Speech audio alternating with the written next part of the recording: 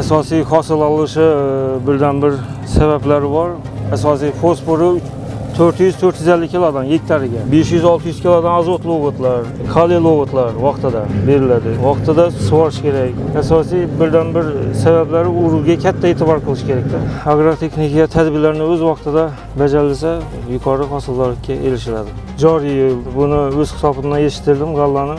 Hurmatli prezidentimiz yetishtirilgan g'allaning qiymatiga nisbatan 10% subsidiya ajratadigan bo'ldi. Men ham shu subsidiya imkoniyatidan foydalanmoqchiman. Bu ham biz fermerlarga juda ham katta rag'bat bo'ldi.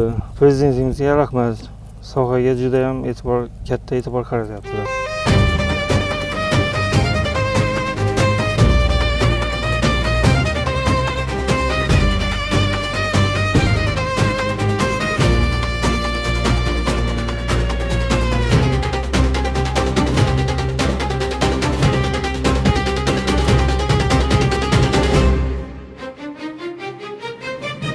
Joriy yil Hazaras tumanida 2026-yil hosil uchun 2600 gektar maydonga g'alla ekilgan. Shu kunga qadar 2600 gektar maydonimizda g'alla to'liq yig'ishtirib, terib olib bo'lindi. O'rtacha tumanning hosildorligi 105-115 sentner atrofida bo'ldi. Bundan bo'shagan maydonlar takroriy ekin sifatida har yili sholi, sabzavot, poliz ekinlari ekib rejalashtirib kelyapmiz. Bu yil shunday bir yangilik qilindi. Takroriy ekin sifatida, ya'ni Ravnaq 2 navli paxtamiz takroriy ekin sifatida ekildi.